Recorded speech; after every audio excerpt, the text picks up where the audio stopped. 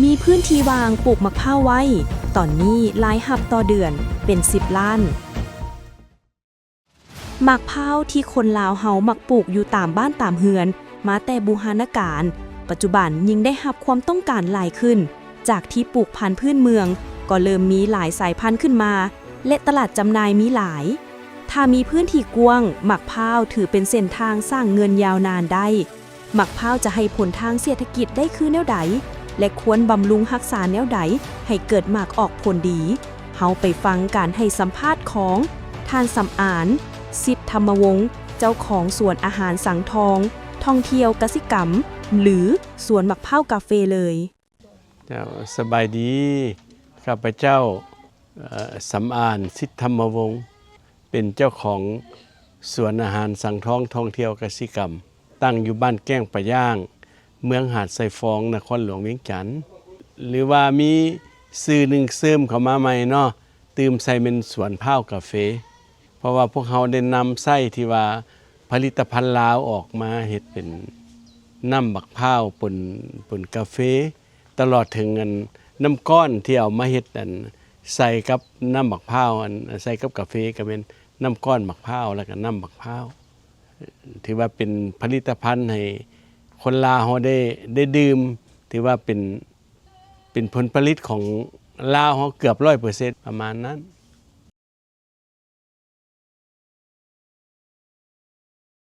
ว่าตามภูมิสันฐานตัวจริงแล้วเฮามันอยู่เขตหาดเพียงใกล้กับแม่น้ำเพราะว่าบักพร้าวเป็นพืชที่ต้องการน้ำและก็สามารถว่าบักพร้าวนี่เอามาตอบสนองให้ผู้สมไส้นะได้ตลอดทั้งปีและว่าเรื่องผลประโยชน์ของมันนั้นสามารถดื่มได้เกือบหมดทุกคนที่สามารถดื่มน้ำบักพร้าวได้สามารถสามารถมาแปรรูปได้ว่าอ่อนกับมาสามารถกินดื่มน้ำได้แก่เขาก็สามารถเอาไปผลิตภัณฑ์อื่นๆได้เป็นขนมเป็นตอบโจทย์ได้หลายอย่าง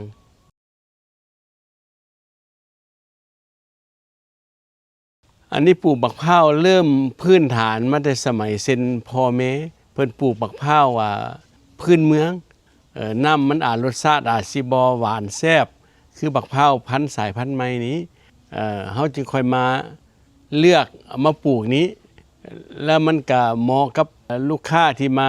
สมไส้อยู่สวนอาหารเท่านี้สิว่ามาฤดูแล้งฤดูฝน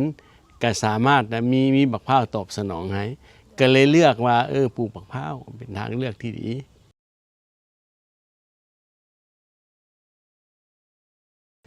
มีบักพร้าวพันธุ์พื้นเมืองแล้วก็ที่เขาเจ้าว่าพื้นเมืองอื่นบักพร้าวไฟที่เป็นสมุนไพรเวลาคนเป็นไข้เป็นตุ่มกินเพื่อลดความร้อนนะปรับอุณหภูมิในร่างกายและก็เป็นบักพร้าวน้ำหอมสายพันธุ์ใหม่ที่ว่าเป็นที่นิยมของตลาดในปัจจุบัน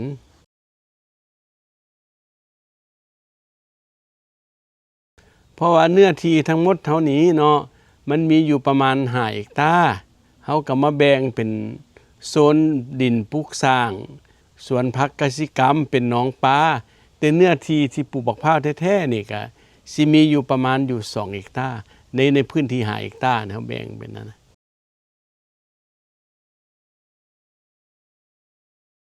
อันนี้นี่พวกเขาใช้ทั้งผสมประสานระหว่างฝุ่นมูลสัตว์ธรรมชาติและก็ฝุ่นชีวภาพที่เขาเจ้าเฮ็ดขึ้นใหม่นี้เพื่อเอามาย่อยสลายใช้อยู่ประมาณ 10-20% แต่หมายความว่าเฮาใช้ฝุ่นธรรมชาติหลายกว่าใช้ฝุ่นวิทยาศาสตร์นี่สำห้อง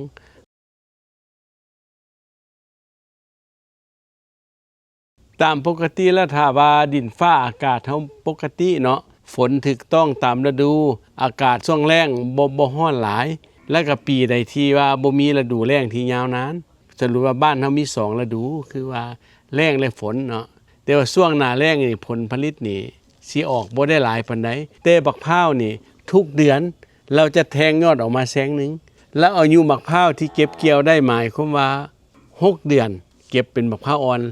ครบ1 ปีแล้วเป็นสามารถเอาเป็นบักพร้าวไปเฮ็ดแนวพันธุ์การเก็บเกี่ยวเฮาสิมันเก็บเกี่ยวตลอดตามพื้นที่ของเหมาะสมหมายความว่าเดือนนึงนะเก็บเทื่อนึงสำหรับ1 ต้น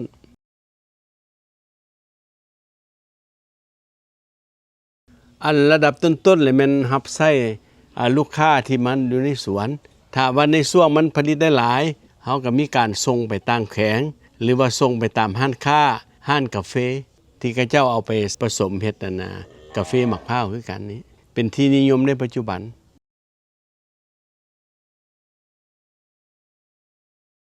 บักพร้าวเฮานี่สิมีหลายขนาดสิมีเบอร์ขนาดน้อยนี่ก็ประมาณ 10,000 กีบขนาดกลาง 15,000 ขนาดใหญ่ 20,000 หรือว่าสิมีหน่วยขนาดพรีเมียมที่เป็นบักพร้าวอันน่ะน้ำหอมหน่วยใหญ่อันนั้น 25,000 กีบ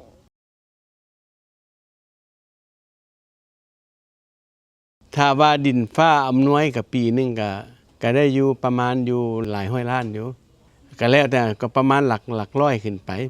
ต่อ1ปีนะ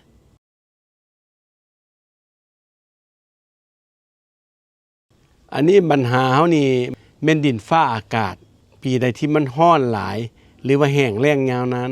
อาจสิมีผลกระทบต่อทั้งถึงของมะพร้าวแต่สำหรับทั้งลุมนี่เฮามีบ่อน้ำอยู่ใต้ดินนี่สามารถมาเลี้ยงต้นมะพร้าวได้แต่ปัจจัยสำคัญเป็นอากาศถ้าว่าปีใดมันฝนมาซ่านี่ก็จะอึดแน่หรือว่าอุณหภูมิร้อนเกินไปมะพร้าวมันจะเล่นในระหว่างอุณหภูมิ25-35องศาถ้าลดโอกาสเย็นลงไปกับมะพร้าวที่ว่ามีปัญหาเฮ็ดให้หน่วยรีบร้อนเกินไปหลายก็บ่ติดลูก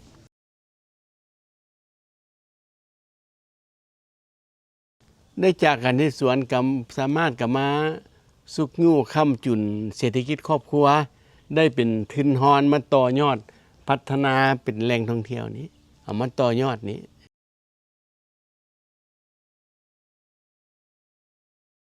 อนาคตพาเนี่ยเ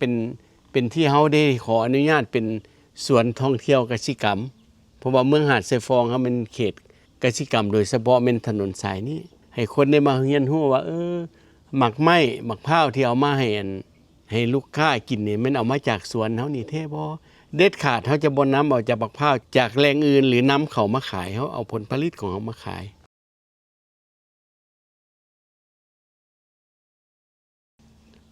คนที่เฮ็ดศึกสวนบักพร้าวนี่ก็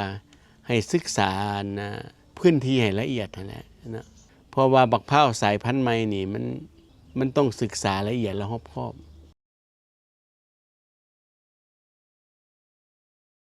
ก็อยากฝากถึงลูกค้าทั้งภายในและต่างประเทศนี้ให้มาเที่ยวชม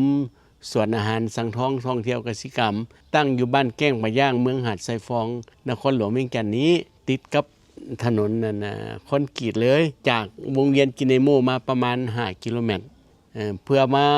สัมผัสกับรสชาติธรรมชาติตัวจริงเฮาสิเน้นเรื่องสีเขียวอยู่ในสวนอาหารนี่มีอาหารส่วนหลายอาหารตามสั่งแล้วก็มีห้านกาแฟมีมุมธรรมชาติสำหรับให้นั่งพักผ่อนมีข่าวดีจะมาบอกสำหรับใครสนใจเซาพื้นที่ขายเครื่องทุกประเภทและเซาพื้นที่ป้ายโฆษณาอยู่ตลาดลาวสนใจสอบถามที่เบอร์ 02058389209 สถานที่ตั้งอยู่บ้านสุพังเมืองไซธานีนครหลวงเวียงจันทน์